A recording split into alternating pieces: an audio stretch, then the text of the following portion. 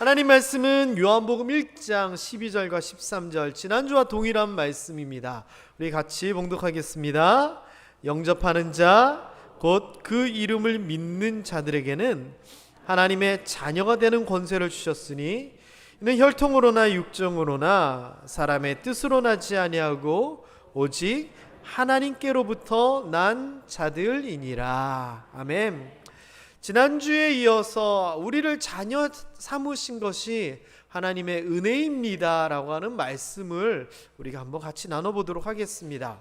여기에서 하나님의 자녀다 라고 얘기했을 때 이 자녀가 추상적이든지 무슨 비유적인 의미가 아니라 진짜 하나님의 자녀를 뜻하는 것이다 설명을 드렸습니다. 아니, 우리는 하나님의 자녀가 어떻게 돼요? 예수님이 하나님의 자녀지. 그리고 택함받은 민족은 이스라엘이잖아요. 이거 아니라고 했습니다. 이스라엘조차도 좀 여러 가지 복잡했습니다. 그래서 제가 지난주에 정리를 해드렸죠. 야곱의 가문들을 따져봤더니 큰아들 루벤이 있었는데 루벤이 부적절한 관계 때문에 탈락을 했습니다. 육신의 장자였죠. 그러다가 그 가문을 일으켰던 요셉이 장자의 명분을 얻어 두 몫의 축복을 받게 되고 아버지의 뒷일 후사까지도 담당하게 되는 명분상 장자가 되었습니다. 그리고 거기서 그치는 것이 아니라 하나님께서 사용하시는 영적인 장자로 유다가 선택이 되어서 이렇게 야곱의 후손들의 육적인 명분의 영적인 자녀 장자들이 있었다 설명을 드렸습니다. 이와 같이 우리도 육적으로는 하나님의 자녀가 될 수 없지만 영적으로 하나님으로부터 났다라고 하는 그 말씀들을 통하여 우리는 영적인 하나님의 자녀다라고 하는 것을 지난주에 말씀을 드렸습니다. 여기에서도 오직 우리는 육으로 혈통으로 난 게 아니라 하나님으로부터 났다, 이 말씀도 제가 지난주에 설명을 드렸습니다. 자, 그러면서 제가 무슨 말씀을 드렸냐? 하나님의 자녀된 게 대단한 거다라고 하면서 이 권세라고 하는 단어를 사용하면서 다음 주에 이러면서 하나님의 자녀로서의 권세를 설명드린다고 했습니다. 자, 권세 참 좋은 단어인 것 같습니다. 이 헬라어로 보니까 엑수시아라고 하는 단어를 쓰는데 말 그대로 능력, 힘, 재능, 자유, 권위 이런 표현의 단어입니다. 자, 별로 이런 단어 안 좋아하세요? 이런 단어 좋아하시잖아요.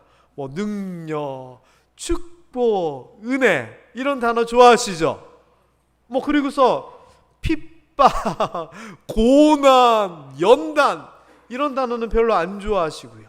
자, 권세라고 하는 단어가 너무 사실 우리에게 좋은 단어인 것 같습니다. 권세 있는 거 좋잖아요. 자, 그런데 권세인데 어떤 권세를 얘기하느냐? 이 요한복음 1장 12절에서는 하나님의 자녀가 되는 권세다라고 얘기를 합니다. 여러분, 복도 어떤 복이냐가 중요하잖아요. 은혜도 어떤 은혜이냐가 중요하잖아요. 여기서도 마찬가지입니다. 하나님께서 권세를 주셨는데 그 이름을 믿는 자들에게는 어떤 권세냐? 하나님의 자녀 되는 권세를 주셨다라고 얘기합니다. 이 말은 다른 성경에서는 특권이다라고 이야기를 합니다. 권세라고 하는 그 단어가 중요한 게 아니라 어떤 권세인가가 중요한 것이죠. 그래서 저는요, 오늘 우리가 하나님의 자녀가 되었을 때 그게 정말 어떤 권세가 있느냐, 하나님의 자녀로서 어떤 특권이 있느냐, 거기에 대해서 성경을 찾아봤더니 4가지가 있어서 그 4가지를 좀 설명을 해드리려고 합니다. 첫 번째, 하나님의 자녀가 된다는 것은 하나님을 아버지라 부르는 거거든요. 그래서 아버지라 부를 때 4가지 권세가 있는데, 우선요, 아버지라고 부르는 이 자체가 대단한 것이다 라고 하는 것을 우리가 알고 넘어가야 됩니다. 왜냐하면은 하나님을 아버지라고 언제쯤부터 불렀을 것 같아요? 구약에서는 없었습니다. 왜요? 구약에서는 하나님은 하나님이지 하나님이 육신이 되어 이 땅에 오시고 우리랑 무슨 관계를 맺고 이거는 상상할 수도 없는 겁니다. 그래서요, 하나님을 아버지라 부르기 전에 하나님과 우리의 관계는 어떤 것이었냐? 아주 쉽습니다. 창조주 하나님, 피조물인 우리. 또 다른 개념으로 치면 거룩하신 하나님, 죄악된 우리. 이게 가장 하나님과 우리의 관계를 나타내는 대표적인 표현입니다. 그리고 이게 조금 더 이스라엘 백성들에게 이제 한정이 되면서 너는 내가 택하였다 하면서 이스라엘의 하나님이라고 하는 표현이 나왔습니다. 그러나 그것도요, 사실은 나중에 나온 것이지, 본론 원래적으로 치면 하나님과 우리의 관계는 이만큼 거리가 있습니다. 창조주와 피조물, 거룩함과 죄악됨. 그런데 하나님이라고 어떻게 불러요? 구약적 개념에서는 하나님을 아버지라고도 부르지 못하고, 죄인인 우리는 하나님을 하나님이라고 부를 수도 사실은 없는 겁니다. 자, 시편에 보면은 드디어 하나님을 아버지라고 부르는 표현이 잠시 나옵니다.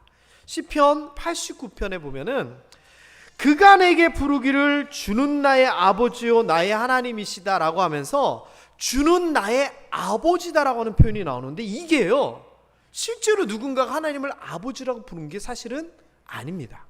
이 앞에 보면 19절에 보면은 주께서 환상 중에 주의 성도들에게 말씀하시되 그때가 되면 나를 아버지라고 부를 것이다 라고 설명을 하는 내용이 나와요. 그때가 되면 하나님은 나의 아버지입니다 라고 부르겠다라고 하면서 나온 거지, 게다가 이게 이스라엘이 상징적으로 하나님을 아버지라고 부른다라고 하는 그런 표현에서 나온 거지, 개인적으로 누가 하나님을 아버지라고 부른다는 게 아니에요. 이사야서에서도요 이 비슷한 얘기가 나와요. 나중에 이사야서에서 보면은 이스라엘 백성들이 하나님께 돌아오고 하나님 앞에 회개할 건데, 회개할 그때 돼서 자기네 어려움에 대하여서 하나님 우리 아버지시잖아요, 우리 구속자라 하셨잖아요, 어째서 우리로 하여금 하나님으로부터 어렵게 하시고 우리에게 돌아오지 않습니까 하면서 니들이 그때 되면 아쉬워서 하나님을 아버지라 부를 거야 라고 얘기를 하는 것이지, 역시 여기에서도 누군가가 하나님을 아버지라고 부르지는 않아요. 다시 얘기하면 구약에서는 하나님이 이스라엘 백성을 아버지라고 하시고 너는 내 아들이라 라고 하는 그런 개념이 있기는 있었지만, 실제로 누구 인간이 하나님을 아버지! 이렇게 부르는 거는 상상할 수도 없었다라는 겁니다. 그러니 오늘날 살아가는 우리들이 하나님을 아버지라 부른다는 건요, 구약적 개념으로 치면 하늘이 놀라고 땅이 놀랄 일이에요. 어찌 하나님을 아버지라 부르나. 그런데 그러다가 누군가가 하나님을 아버지라 부르기 시작했어요. 그게 누구냐? 예수님이에요. 예수님. 예수님은 당연히 하나님의 아들이니까 아버지라 부른 거죠. 그런데 이 땅에 육신의 몸을 입고 예수님이 오셔서 하나님을 아버지라 부르니 그 당시 살고 있었던 이스라엘 사람들이 난리가 난 거예요. 무슨 소리를 하냐고, 너 요셉의 아들이잖아, 엄마 마리아잖아, 네 아버지 요셉이 있는데 왜 하나님을 네 아버지라 불러, 말도 안 돼, 신성모독이야 라고 얘기합니다. 요한복음 5장에 보면 그런 이야기가 나와요. 예수님께서 안식일이 돼가지고 병든 자를 고치셨어요. 그랬더니 유대인들, 특별히 예수님이 너무나 꼴보기 싫고 예수님이 인기가 많고 예수님의 말씀에 권위 있고 예수님의 백성들이 따르는 걸 견딜 수 없는 바리새인, 서기관 이런 사람들이 예수님을 흠집 잡으려고 하다가 병자를 안식일에 고친 걸 갖고 트집을 잡습니다. 이거 병 고친 것도 일 아니냐고, 안식일에 일을 하면 어떡하냐고 그렇게 트집을 잡으니 예수님께서 이렇게 얘기합니다. 일? 내 아버지께서 이제까지 일하시니 나도 일한 거야. 그러면 이게 일이라면 하나님께서 일하시니 나도 일하신 거야, 이렇게 표현을 씁니다. 자, 그러면서 쓰셨던 표현이 내 아버지라고 하는 표현이었습니다.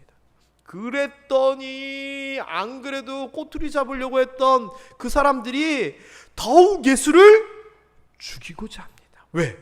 하나님을 자기의 친아버지라고 하고 하나님하고 그럼 너랑 뭐 같은 수준이야? 동등으로 삼으니 이거 돌 들어 죽이려고 하는 겁니다. 이 말이 뭐냐? 하나님을 아버지라 부르면 내가 하나님의 자녀면 하나님하고 같은 급이 되니까 이건 말도 안 된다는 얘기입니다. 이게 성경에서 구약에서 이스라엘 사람들이 갖고 있던 개념입니다. 그러면 우리는요 어때요? 하나님 아버지라고 하는 표현 너무 잘 쓰잖아요. 만일 우리가 그 당시 유대에서 사랑하는 나의 아버지 이름 높여드립니다 찬송하면 박수 치는 게 아니라 돌이 날라왔을 거예요. 진짜요. 그런데 예수님께서요 자신만 하나님을 아버지라고 부르는 게 아니라 이렇게 표현을 하십니다. 산상수훈, 예수님께서 이 땅에 오셔서 산 위에서 사람들에게 하나님의 말씀을 선포하신 그 처음이 산상수훈이잖아요. 마태복음에 기록된. 근데 이 산상수훈에 보면 아버지에 대한 표현이 너무 많이 나와요. 그런데 이 아버지라고 하는 표현이 예수님 자신이 나의 아버지라고 하는 게 아니에요. 읽어볼까요? 시작. 이같이 너희 빛이 사람 앞에 비치게 하여 그들로 너희 착한 행실을 보고 하늘에 계신 너희 아버지께 영광을 돌리게 하라. 하늘에 계신 하나님이 너희 아버지라는 거예요. 산상수훈에 보면은요 너희 아버지라고 하는 표현이 계속 나와요. 게다가 하나님이 너희 아버지다라고 이렇게 알려주실 뿐만 아니라 이 산상수훈 뒤에 가면은 아주 중요한 주기도문이 나오는데 그 주기도문의 첫 구절이 뭐냐? 게다가 그것을 이렇게 기도하라라고 명령하시면서 강력하게 권면하시면서 알려주셨는데 그 첫 소절이 뭐냐? 하늘에 계신 우리 아버지여라는 겁니다. 우리는요 그냥 기도 처음 시작하는 하늘에 계신 우리 아버지 이거 같은데 사랑하는 나의 아버지 아닙니다. 이렇게 기도하라, 하나님을 너희 아버지라고 기도하라라고 하는 것은 그 당시 이스라엘 사람들이 까무러칠 일이고 구약에서 가지고 있었던 하나님과 인간과의 관계가 완전히 달라지는 엄청난 표현의 변화인 겁니다. 그러니 주기도문이 얼마나 대단한 거고 그 첫 구절이 얼마나 대단한 겁니까? 우리가 피조물인 우리가 죄인이었던 우리가 벌레만도 못한 우리가 하나님 보고 아버지라고 부르는 거예요. 게다가 누가 그렇게 하라고요? 친아들 예수님께서 야 너희 아버지 맞아. 그러니까 너네도 기도할 때 나처럼 아버지라고 기도해. 게다가 주기도문의 많은 좋은 구절들 중에 제일 먼저 그 이야기를 하신 거예요. 그래서요 여러분 우리가 하나님을 아버지라고 부르는 거는요 굉장한 의미가 있는 거예요. 굉장한 의미가 있는 거예요. 아까 그 유대인들이 말한 걸로 치면 우리가 누구랑 동급이라고요? 하나님과 동등된 수준에 있다는 거예요. 우리가 무슨 하나님하고 동등된 수준이야? 아니요 우리는 그런 자격이 없는데 하나님이 그렇게 인정해 주신 거예요. 너는 내 아들이다. 내가 너를 영적으로 아들 삼았어. 자 그런데 이쯤에서 한 가지 좀 짚고 넘어갈 게 있어요. 불편하신 분들이 계실 거예요. 마음이. 왜? 제가 예전에 공부하면서 봤던 글들인데요 이런 게 있더라고요. 어떤 여자분이 교회에 오셨는데 다른 건 다 좋은데 마음에 걸리는 게 있다는 거예요. 그게 뭐냐? 하나님을 아버지라 부르는 게 마음에 걸린다는 거예요. 이 이유는 그 여자분의 아버지가 어릴 때 맨날 때리고 욕하고 술 먹으면 집에서 행패 부리고 엄마 두들겨 패고 일은 안 하고 맨날 엄마한테 돈 달라고 그러고 이런 식으로 좀 좋지 못한 경우의 아버지였던 거예요. 그래서 이 여자분은 아버지라 그러면 무슨 생각이 들까요? 우리를 지켜주시고 우리를 책임져 주시고 우리를 뭐 어떻게 해주시라고 하는 좋은 이미지가 아니고 무섭고 싫고 믿고 이런 이미지의 아버지의 형상을 가지고 있었어요. 그런데 교회 왔더니 하나님을 아버지라 그래요. 마음이 편하겠어요? 안 편하겠어요? 안 편한 거죠. 무섭고 믿고 하나님이 그런 분이라고 이거인 거예요. 그래서 이분이 교회 생활하면서 그 마음이 나중에 치유돼요. 우리 아버지가 잘못된 모습이었고, 진짜 아버지는 어떤 분인지, 생명까지, 가장 소중한 것까지 나를 위하여 희생하는 분이 아버지다라고 하는 것을 나중에 깨닫게 되고, 뭐 이런 것들에 대한 이야기였어요. 여러분, 육신의 아버지는, 저를 비롯한 모든 아버지는 부족합니다. 그러나 하나님 아버지는 완벽한 아버지입니다. 이 아버지를 우리가 부르는 겁니다. 게다가 하나님을 아버지라 부르면서 우리가 뭐가 달라지느냐? 많이 달라집니다. 4가지를 제가 아까 찾았다 그랬잖아요. 첫 번째는 이겁니다. 시편, 아까 봤던 시편에 보면 2편 7절부터 9절에 보면 하나님께서 직접 이렇게 얘기합니다. 이스라엘 백성들에게 너는 내 아들이라. 비유적인 관계죠. 그런데 아들이 되면 뭐가 달라지느냐? 이렇게 달라집니다. 구하라.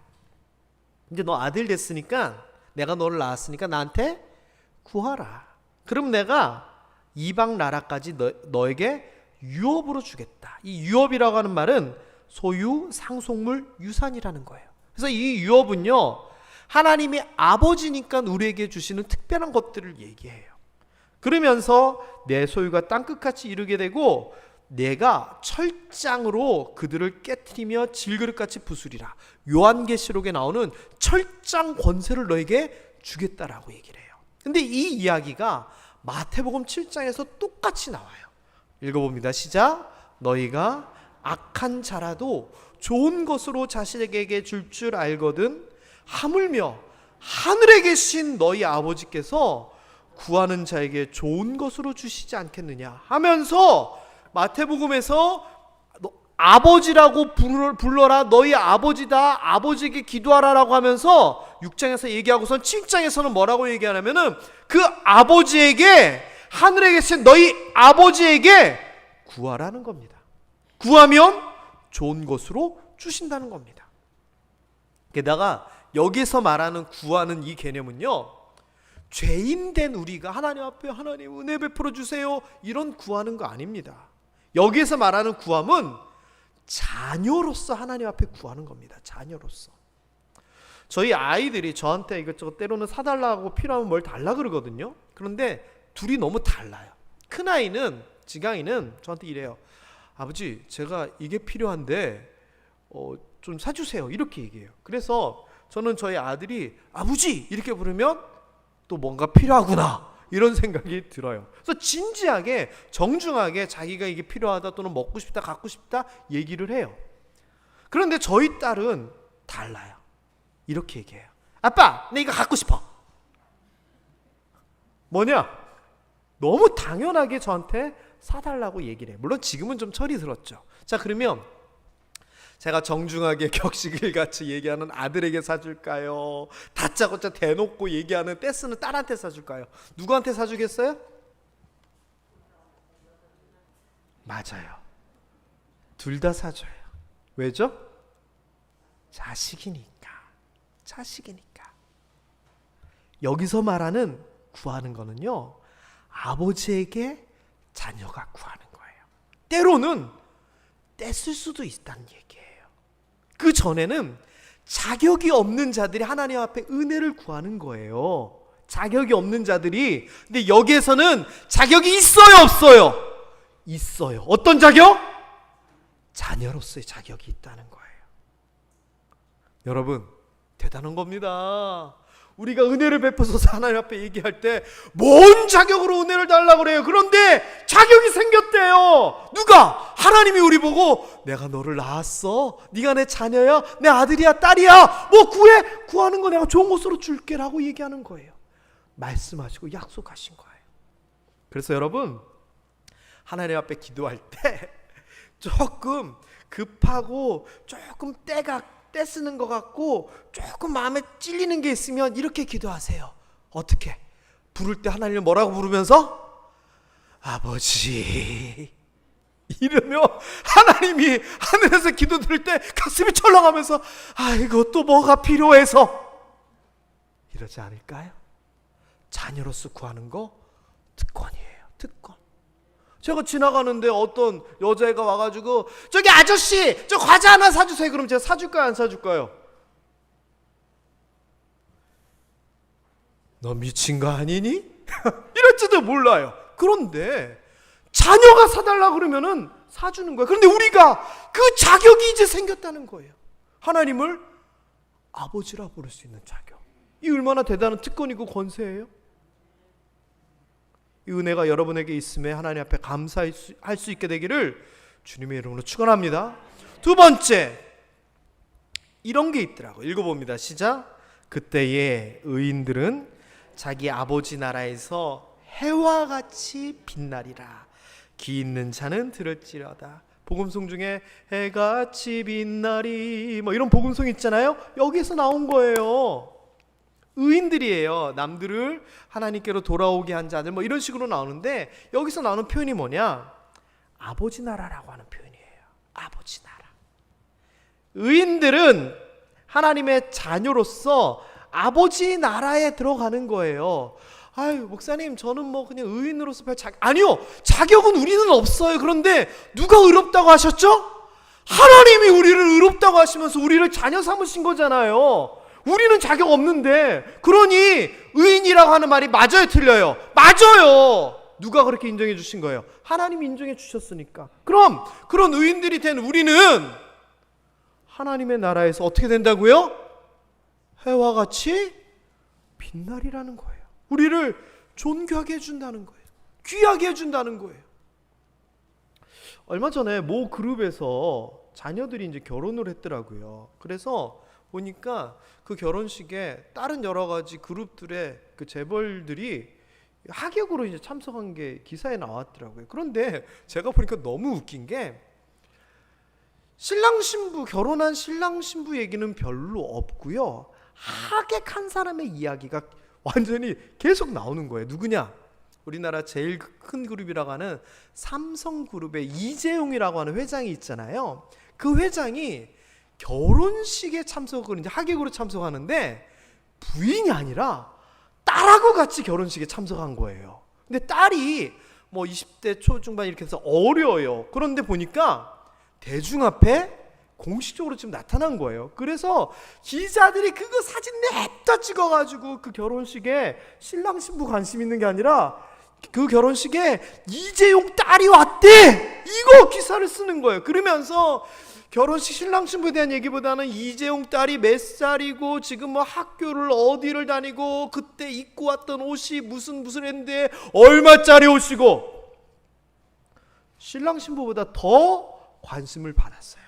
그러면서 계속 이어지는 게 사실 얼마 전에 엄마랑 같이 패션쇼를 갔는데 그 패션쇼에 이 여자애가 무슨 옷을 입고 왔고 참나 생각해보니 그 여자가 이재용 딸이 삼성그룹을 위해서 뭐 한 거 있어요? 아무것도 없어요. 아버지 어머니가 삼성그룹에서 돈 받아가지고 딸한테 돈이 들어갔으면 들어갔지 그 딸은 삼성그룹을 위해서 한 게 아무것도 없어요. 그런데 왜 삼성그룹의 손주야 그러면 나타나기만 하면 또는 무슨 옷을 입기만 하면 인터넷에 무슨 기사가 나면 모든 사람들의 관심을 받고 그렇게 부러움을 받을까요? 다른 이유가 아니라 그 사람의 딸이기 때문이에요. 이게 이 이야기입니다. 우리는 잘난 것이 없지만 하나님께서 부르셔서 우리를 자녀 삼아줘서 우리로 하여금 하늘에 있는 하나님의 나라이건 이 땅에서 하나님이 다스리는 나라이건 그 하나님 나라에서 우리가 내 공로로 아닌 하나님의 자녀이기 때문에 해같이 빛나는 존귀함을 얻게 된다는 거예요. 여러분이 이 주인공입니다. 하나님을 아버지라 부르는 우리들은 하나님께서 존귀하게 여기게 만들어 주신다는 겁니다. 얼마만큼? 해같이 빛나게. 옆 사람 보면서 얘기해 주세요. 아이고 해같이 빛나셔서 눈이 부시네요. 시작.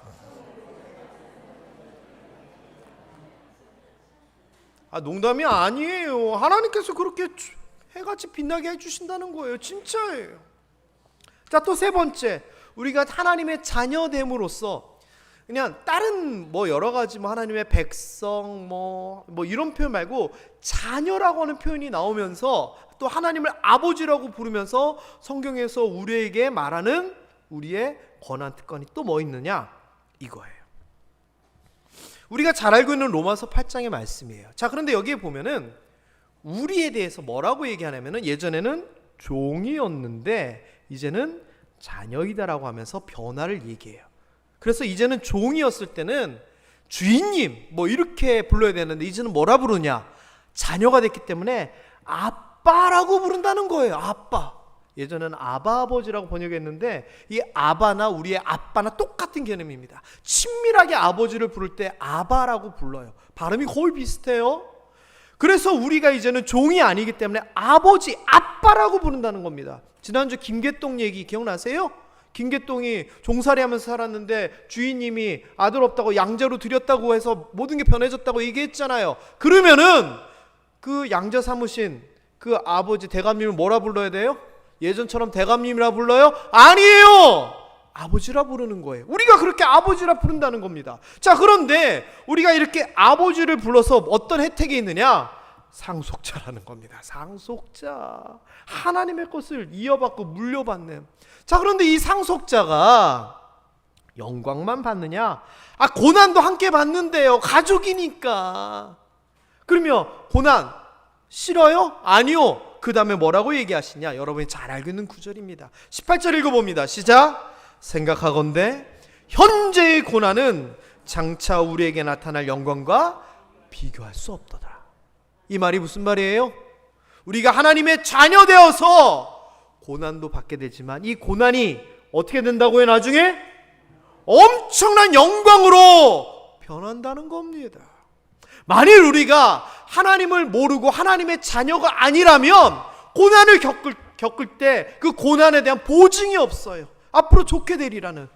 그러나 하나님의 자녀가 되면 고난, 이거 합력하여 선을 이룰 거고 나중에는 영광으로 바뀔 거고 지금은 잠시뿐인 거고 오히려 이것 때문에 기쁘게 될 거고 하나님이 보장하신 거예요.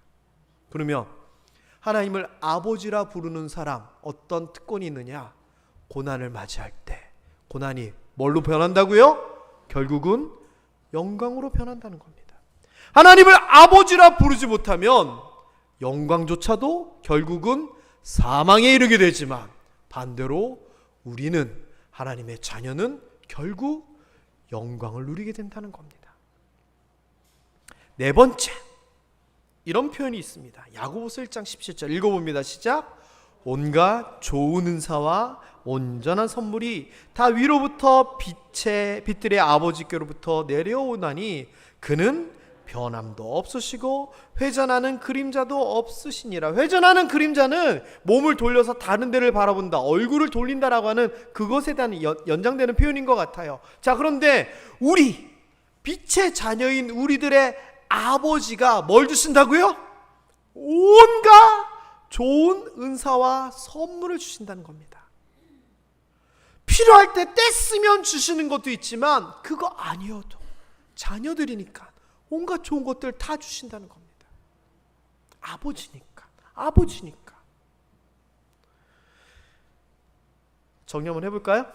갈라디아서 4장 6절 7절 여기서도 또 동일한 얘기들이 반복됩니다. 한번 읽어봅니다. 시작.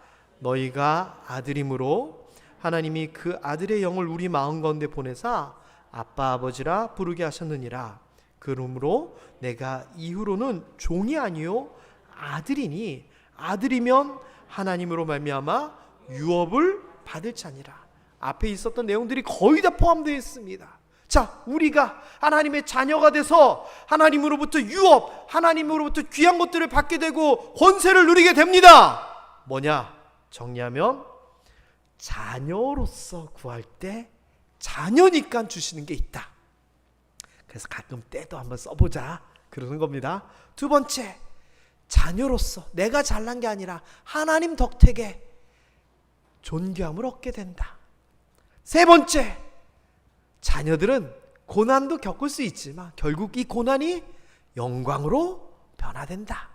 네 번째, 은사와 선물을 막 부어주신다. 이게 바로 자녀 삼으시고 자녀된 우리에게 주시는 하나님의 은혜입니다.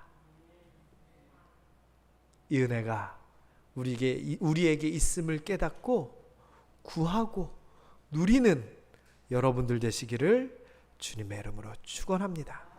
여러분, 저를 따라해 보십시다. 나는 하나님의 자녀입니다. 나는 자녀의 특권이 있는 사람입니다. 구하면 주십니다. 존귀함을 얻게 됩니다. 고난이 영광으로 변합니다. 은사와 선물을 주십니다. 누구에게? 우리에게, 자녀된 우리에게. 기도하겠습니다.